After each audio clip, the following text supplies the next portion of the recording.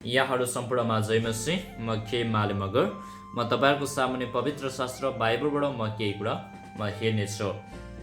यहाँ यसो लेखेको छ, इमान्दार मानिस निर्धक्क हिँड्नेछ तर टेढो चाल चल्ने पक्राउ पर्नेछ।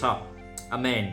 यो वचन पढाइमा प्रभुले आशिष गर्नुभएको होस्। हितोपदेशको पुस्तक 10:9 पदले हामीलाई बताउँदछ, इमान्दारसँग काम गर्ने मानिस चाहिँ निर्धक्कसँग हिँड्नेछ। इमान्दारसँग काम गर्ने मानिसले घुसपेट लिँदैन र आफूले गरेको काममा त्यो मानिसले गर्व गर्दछ। त्यो मानिस शान्तिसँग निदाउँदछ। आफूले गरेको त्यो काममा त्यो मानिसले गर्व गर्दछ।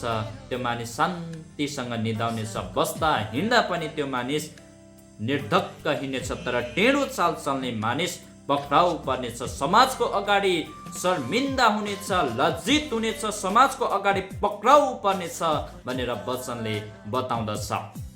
समाजको अगाडि चाहिँ लज्जित हुनु पर्नेछ। टेढो चाल चल्ने मानिस समाजको अगाडि चाहिँ शर्मिन्दा हुनेछ, लज्जित हुनेछ भनेर वचनले बताउँदछ। टेढो चाल चल्ने मानिस अथवा गल्ती गर्ने मानिस एक दिन पक्राउ पर्नेछ भनेर वचनले बताउँदछ। र इमान्दारसँग हिँड्ने मानिस चाहिँ निर्धक्कसँग हिँड्नेछ भनेर वचनले बताउँदछ। परमेश्वरले यहाँ सम्पूर्णलाई आशिष अनुग्रह भएको सबैलाई जय मसीह।